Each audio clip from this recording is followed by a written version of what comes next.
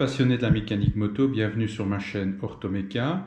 Nous allons entamer le remontage de la colonne de direction sur ma F650. Comme à l'habitude de cette chaîne, je vais tout d'abord vous présenter les différents composants de la colonne de direction avant de pouvoir les réinstaller.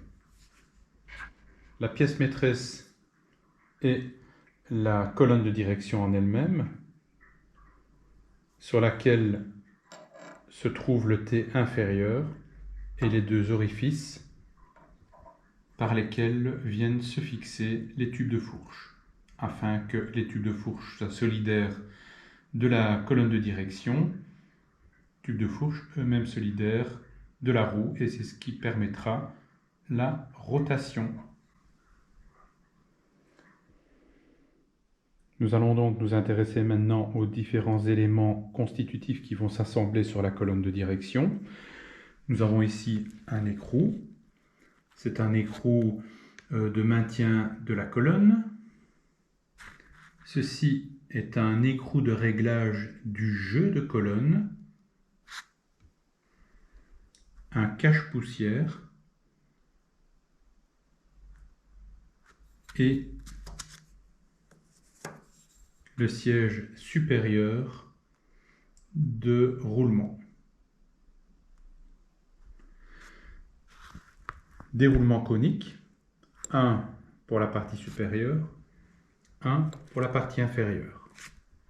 Les cages qui sont insérées dans le cadre et sur lesquels vont venir s'appuyer les roulements pour permettre la rotation libre. Sur cette moto, ce sont les mêmes cages et les mêmes roulements pour la partie inférieure et la partie supérieure, alors que dans certaines motos, il peut y avoir des tailles différentes. Et nous avons enfin le support de roulement inférieur.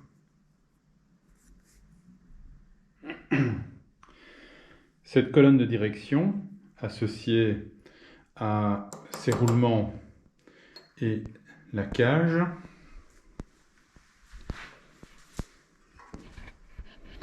vont venir s'insérer à l'intérieur du cadre dans cette partie qui, je crois, associée à la pièce que je viens de vous montrer, représente la colonne de direction dans sa globalité. Les fameuses cages dont je vous ai montré, sur lesquelles viennent s'insérer, ou plutôt viennent s'appliquer les roulements coniques, s'appliquent à l'intérieur de cette colonne. L'enfoncement se fait à frottement dur, et donc il va falloir que je procède au nettoyage de l'oxyde de fer qui s'est formé ici, afin d'avoir un siège qui est propre, afin que la portée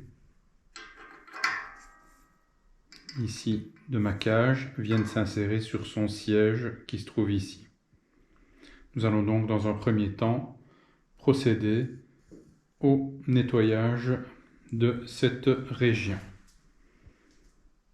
Dans un premier temps, je vais utiliser un papier très fin, c'est du 500. J'ai découpé un petit morceau. Je vais voir si ça suffit.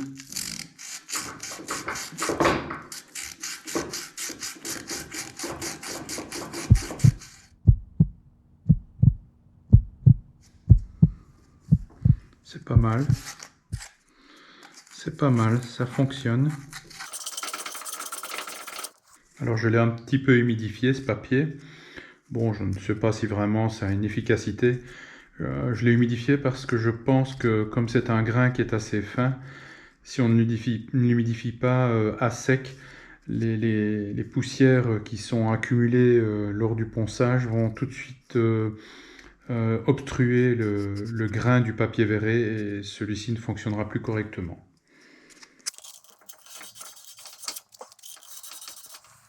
Je pense qu'il faut travailler sur le siège de ces roulements de manière prudente pour ne pas enlever trop de matière, pour garder le press fit, donc cette impaction de la cage qui permet de la maintenir correctement dans le cadre. On va donc se contenter juste de procéder à l'ablation de ces particules d'oxyde de fer.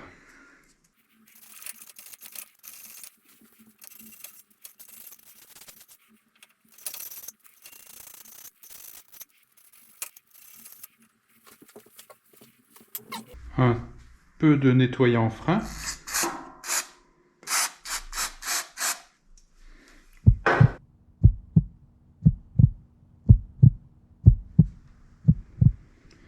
Voilà qui est nettement mieux.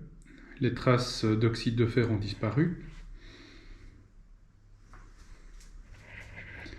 On va donc procéder à la mise en place de cette première cage. Sur la cage dans laquelle vient s'emboîter le roulement conique, il y a également des petites traces. C'est pas vraiment de la corrosion. Ce sont des petites traces qui sont apparues parce que malheureusement j'ai laissé les sièges dans mon garage et voilà, je pense qu'il y a un peu de poussière, un peu de dépôt. Alors là j'ai décidé de le faire avec du mil afin de ne pas abîmer le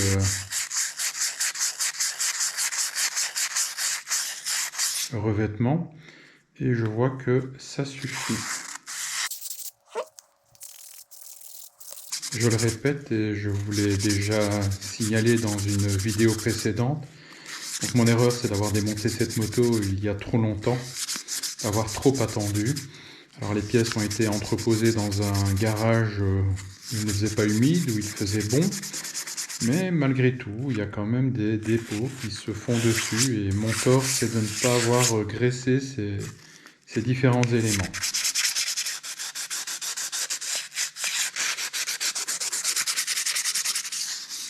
Alors ce que je vais faire maintenant, je vais les nettoyer, je vais le dégraisser avec du dégraissant frein et je vais aller les mettre pendant 24 heures dans le surgélateur. Les cages seront elles-mêmes dans deux sachets en plastique de manière à éviter à l'humidité de rentrer. Et dans 12 à 24 heures, quand elles auront refroidi, il y aura une certaine rétraction par le froid qui devrait faciliter la pénétration de cette cage dans le cadre.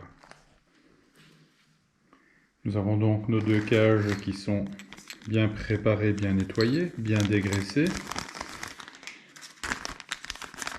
Les sachets de protection contre l'humidité. Et voilà.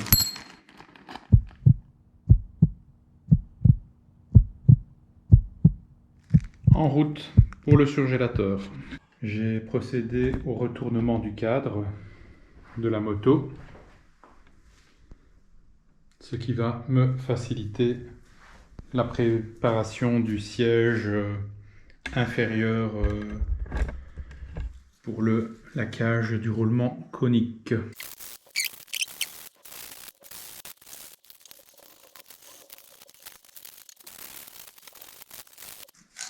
Ok, ça a l'air pas mal.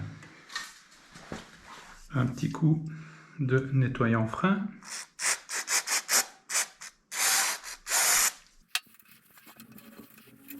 Bon, il n'y a plus qu'à attendre que les cages aient refroidi afin de pouvoir les insérer.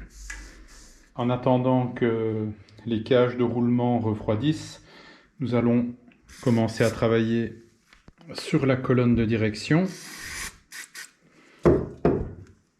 Alors j'utilise du nettoyant frein de chez Wurtz. Je pense que ça se dit Wurtz. La colonne de direction est très légèrement abîmée ici. Il y a eu un coup. J'espère que ça n'aura pas de répercussions. Parce qu'au prix où coûte une colonne de direction, je n'ai vraiment pas envie de la remplacer. Insérer le siège inférieur sur la colonne de direction. Ensuite, reprenons de la graisse.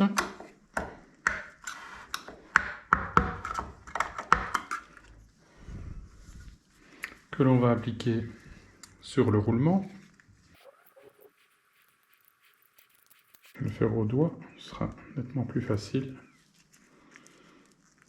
Parce qu'en plus, je pense qu'il faut insérer cette graisse vraiment à l'intérieur du roulement et pas rester à la superficie. En tout cas, je ne vais pas être chiche de la quantité que je vais mettre.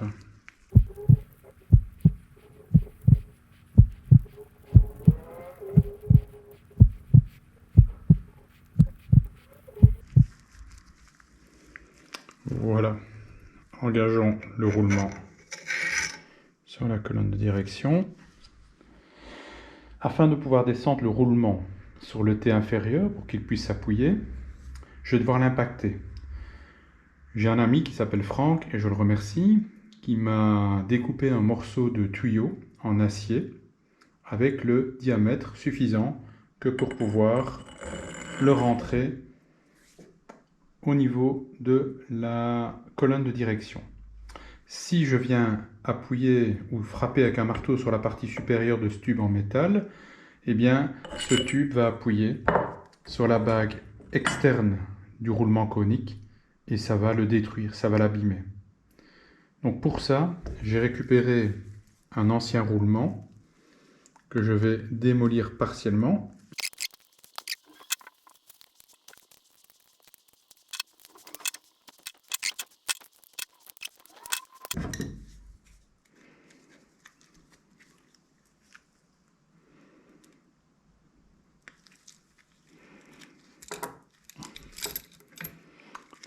Et voilà. Donc je pense que ça s'appelle la cage. Nous avons des roulements proprement dits, qui sont coniques et qui se mettent dans la cage. Et enfin, on a cette partie-là. Et c'est justement cette surface ici qui va entrer en contact avec la même surface équivalente ici au bord. Voilà, exactement.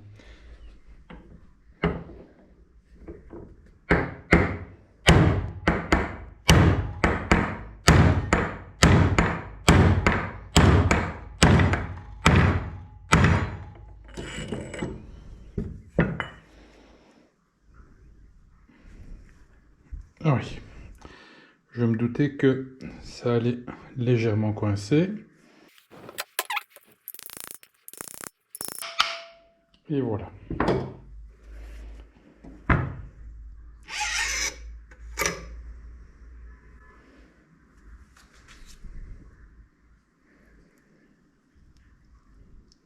Parfait.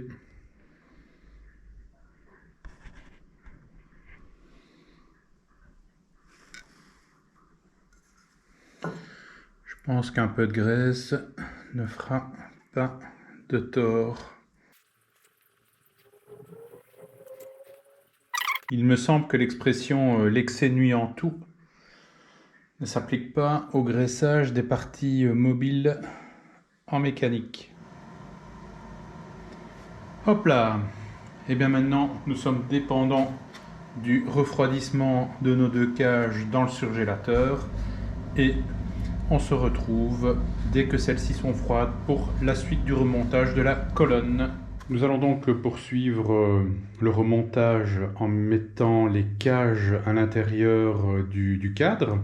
Ce sont des cages qui sont enfoncées en précontrainte, donc il y a du press-fit.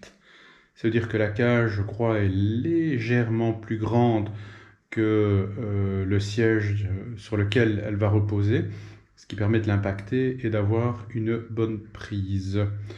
Les cages ont été placées dans le frigo et le surgélateur, en espérant que le froid va permettre une certaine rétraction de la matière pour faciliter la pénétration. Je tiens malgré tout à dire qu'il y a certains mécanos qui ne recommandent pas ce type de méthode. Je ne sais pas bien la raison pour laquelle ils ne la recommandent pas, mais visiblement tout le monde n'adhère pas au fait de devoir refroidir la pièce avant de la faire pénétrer dans son espace au niveau du cadre.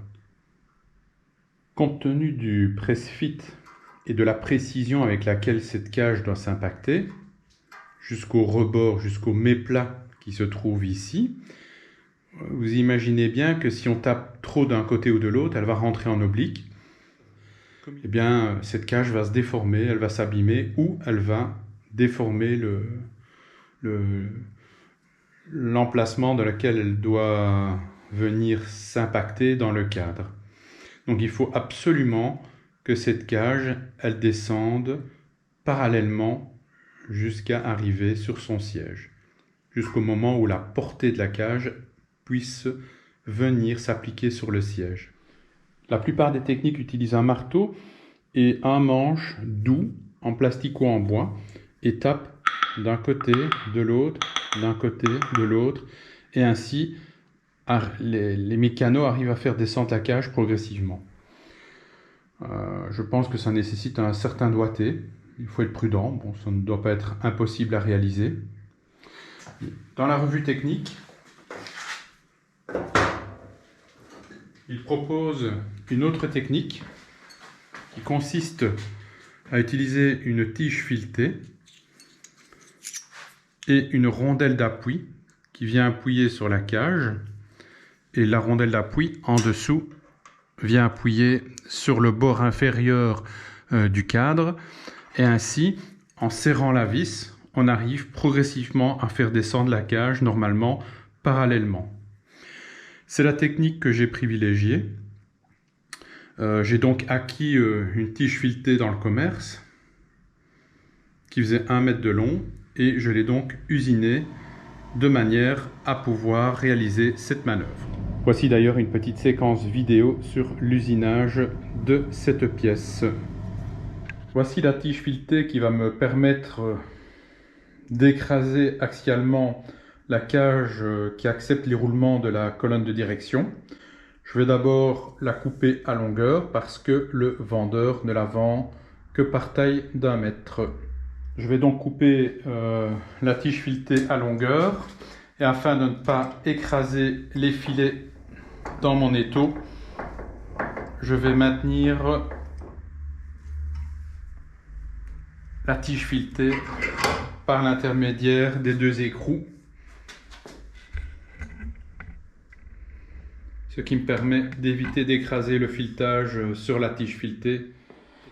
Je vais donc utiliser une disqueuse pour pouvoir couper la tige, et bien sûr je me protège avec des lunettes de sécurité. Allons-y.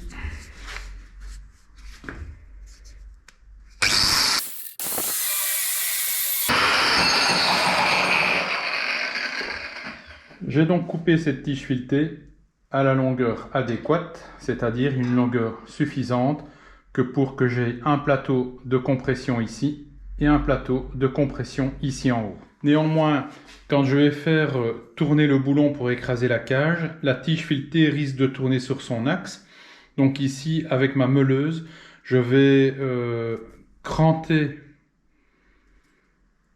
l'extrémité de cette tige de manière à ce que l'extrémité distale soit carrée. Je pourrai ainsi fixer cette tige grâce à une pince grippe par exemple. Comme toujours, je me protège avec des lunettes.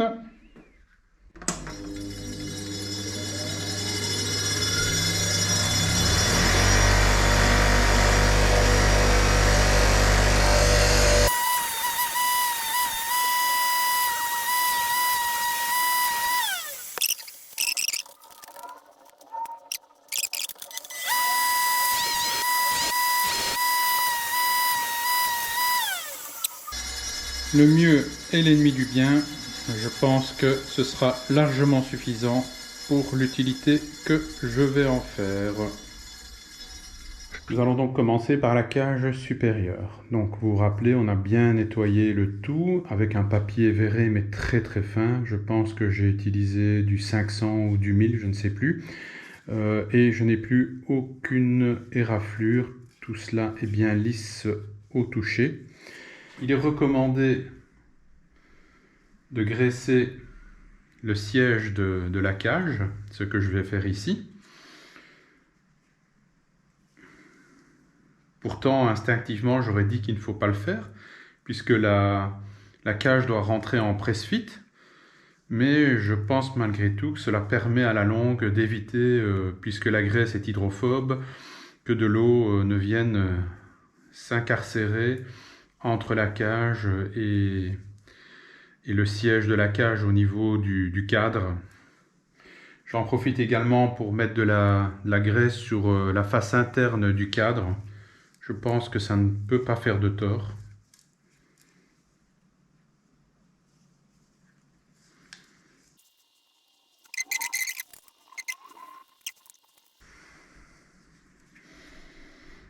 Voilà. Je ne vais pas en mettre de trop sur le siège du roulement. Donc, la fameuse cage. Je vais lui appliquer également une mince couche de graisse. En fait, la mécanique, c'est vraiment comme la pâtisserie, hein.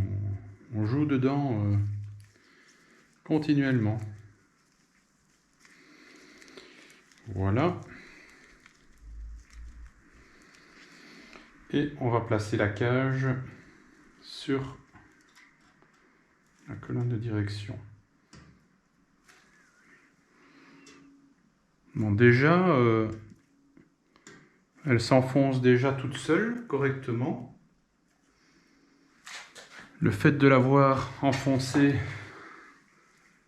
avec les doigts me permettra de mieux contrôler l'enfoncement lorsque je mettrai la bague d'appui dessus. Voilà, j'ai pris du costaud, hein, c'est un diamètre à la grosse louche. Ouais, c'est du 13. C'est du diamètre 13, donc c'est bien solide.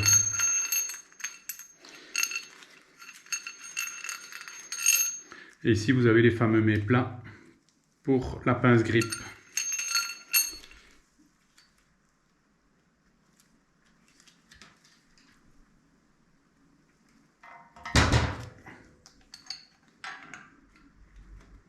Voilà.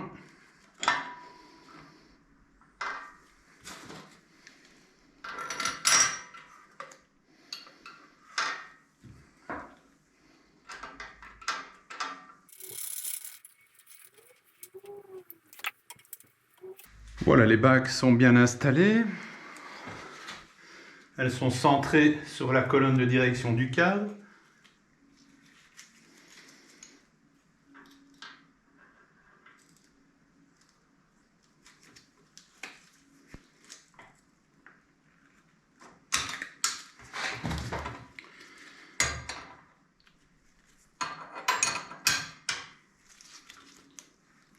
Voilà, allons-y doucement.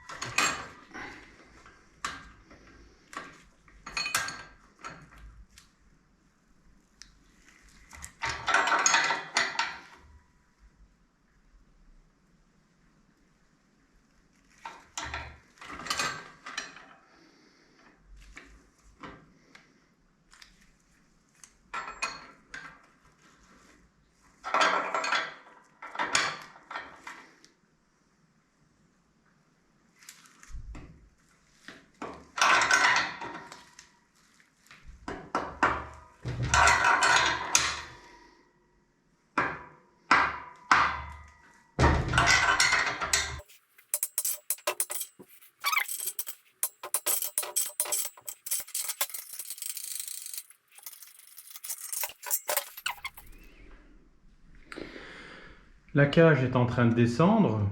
On voit que le rebord est symétrique partout, tout autour. Mais elle n'est pas descendue assez, puisque là j'ai encore un espace. Donc je vais devoir descendre cette cage. Afin de pouvoir enfoncer cette cage, j'ai démonté sur mon donneur d'organes la fourche et la colonne de direction. Et j'ai donc procédé à la dépose de cette cage que je vais utiliser pour appuyer sur la cage dans le cadre et pouvoir la descendre progressivement. Et on peut d'ailleurs voir sur cette moto qu'il existe effectivement un petit espace ici entre la hauteur de la cage, entre la hauteur du cadre et l'enfoncement de la cage. Donc il y a un certain enfoncement de la cage par rapport à la hauteur du cadre. On va donc y aller progressivement. Il faut que j'applique vraiment bien cette cage sur la nouvelle. Voilà.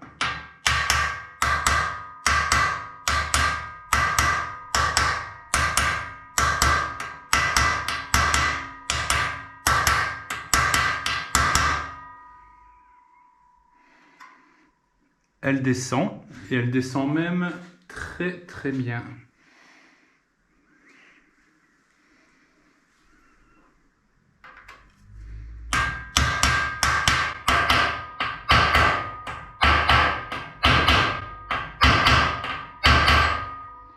Voilà. Je pense qu'elle est bien appliquée. D'ailleurs, lorsque je percute, on a un son beaucoup plus aigu que tout à l'heure.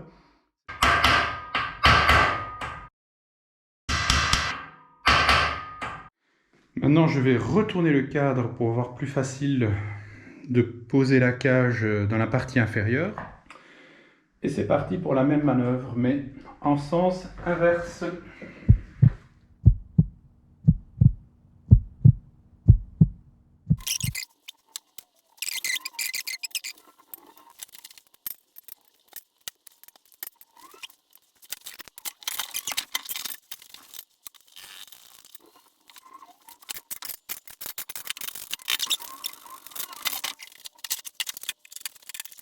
Je vais donc changer ma façon de faire parce que, tout simplement, chaque fois que j'ai essayé avec le système que l'on a vu qui a bien fonctionné précédemment, la cage a tendance à partir de travers. Donc je vais faire ce qui est expliqué sur certaines vidéos sur YouTube. Je vais peut-être prendre la cage.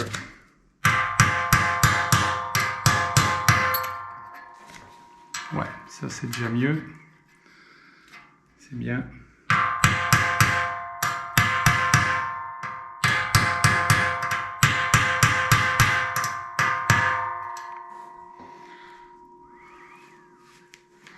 Ouais, ça m'a l'air relativement symétrique.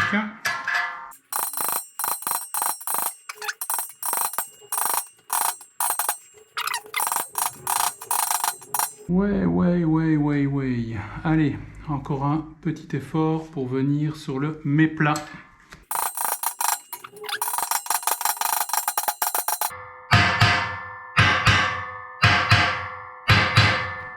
Là, on a bien entendu la modification du son.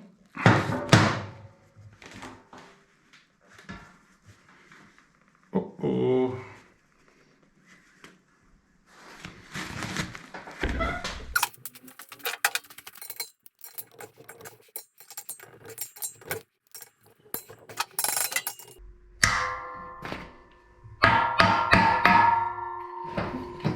Et voilà.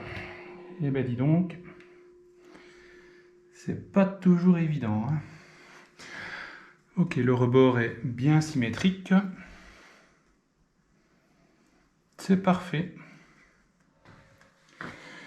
Ça, c'est l'ancienne cage et vous pouvez remarquer les traces des roulements à l'intérieur.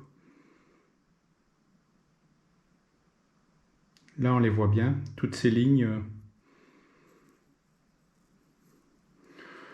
Bon, mis à part ces nervurages, enfin, ce ne sont pas vraiment des nervurages, ce sont des petites traces légères. Ici, il y a un petit peu plus de marquage, donc ça va probablement travailler un peu plus à ce niveau-là. J'ai l'impression que dans l'ensemble, ça reste relativement correct.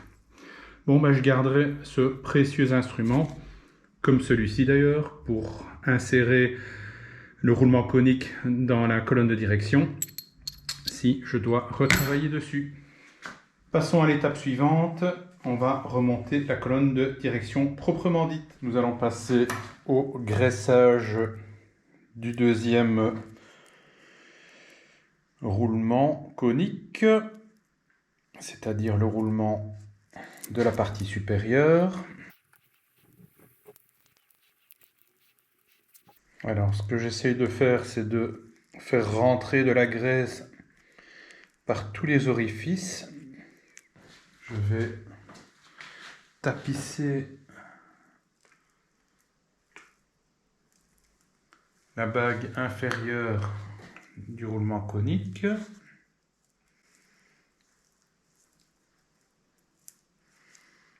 Et la bague supérieure. Je vais mettre également de la graisse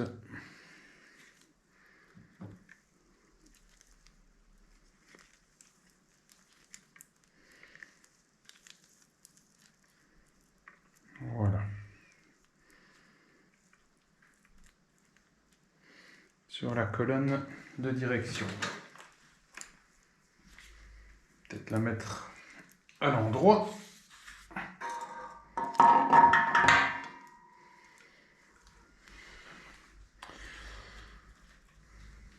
Le roulement.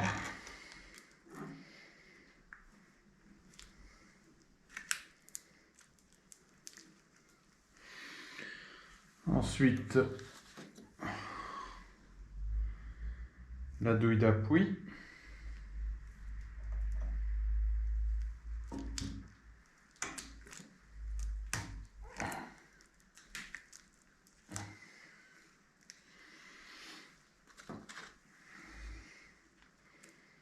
Le cache-poussière.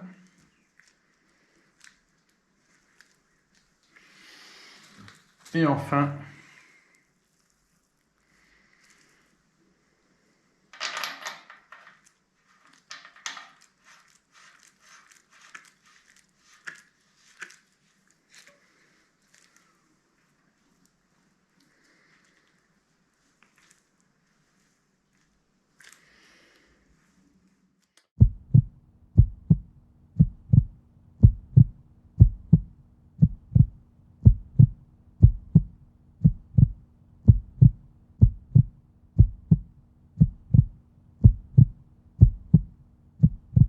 maintenant que la colonne de direction est pratiquement complètement remontée, il faut évoquer un réglage particulier qui est le réglage de l'écrou de contrôle du jeu de la colonne de direction. C'est cet écrou un peu particulier pour pouvoir le visser ou le dévisser de manière aisée. Il faut une pince particulière que je vous montrerai ultérieurement car j'en ai pas encore fait l'acquisition.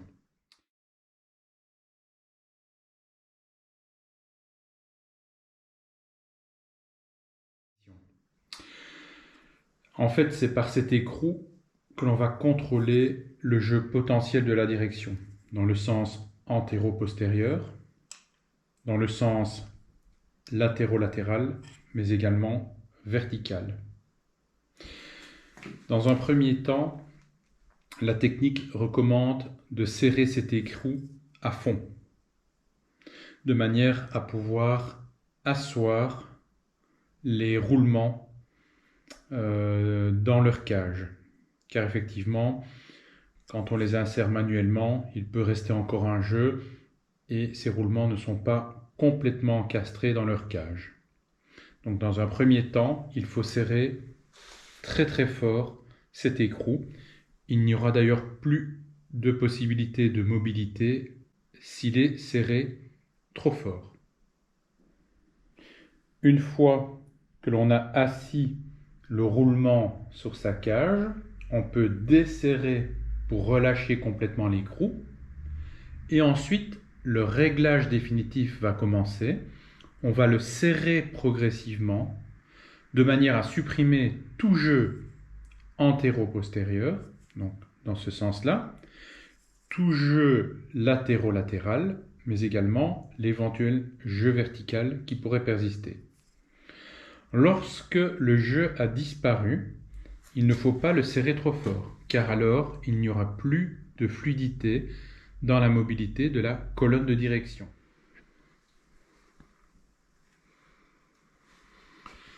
Pour le réglage de la vis de contrôle du jeu de la colonne de direction, il semblerait que le serrage doit s'arrêter lorsque l'on exerce une pichenaude sur la colonne de direction. Cette fameuse colonne doit pouvoir pivoter d'elle-même jusqu'à arriver en butée, dans un sens comme dans l'autre.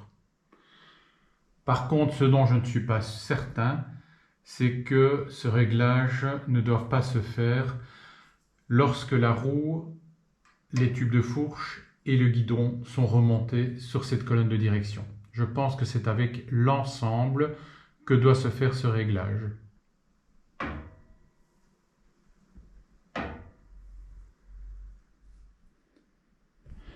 Le réglage de la vis du contrôle de jeu ne va pas pouvoir se faire maintenant.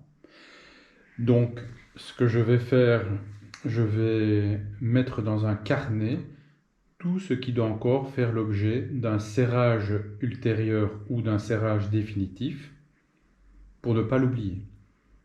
Car je pense effectivement qu'il y a de nombreuses pièces en cours de remontage qui ne pourront pas être serrées définitivement, mais qui devront l'être lorsque le montage de la moto sera définitif pour pouvoir rouler avec sur la route. Si on ne prend pas des notes, je pense que rapidement, on risque d'oublier certains serrages, ce qui peut être dangereux dans certains cas. Je vais donc noter dans un carnet affaire, réglage du jeu de la colonne. Il nous reste maintenant à remonter la partie supérieure, c'est-à-dire le T supérieur. Le voici.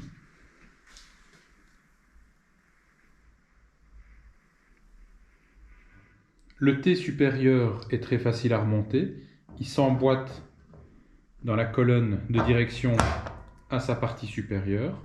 Et ce T supérieur est fixé par l'écrou de maintien de la colonne de direction qui vient se mettre sur le filetage qui se trouve à la partie supérieure de la colonne de direction.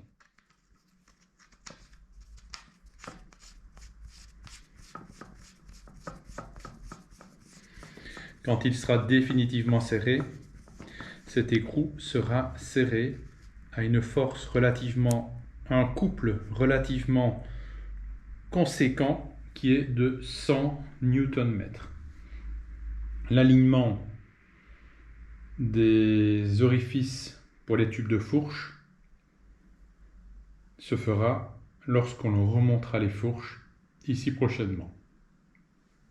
Ici se trouve le contact d'allumage ou nommé également Neyman. Sur cet écrou, il est fort probable que l'on mettra du frein filet. D'ailleurs, sur toutes les vis filetées ou les écrous de la moto qui sont soumis à des vibrations, je pense qu'il est important de renforcer le serrage par du frein filet. Ici se termine le remontage de la colonne de direction. Nous allons maintenant fixer les deux tubes de fourche que l'on avait préparés dans une vidéo précédente. Et ensuite, une nouvelle aventure nous attend, le remontage complet des roues avant et arrière. D'abord la roue avant qui permettra de la refixer sur les fourches et ensuite la roue arrière. Ce sera une sacrée aventure.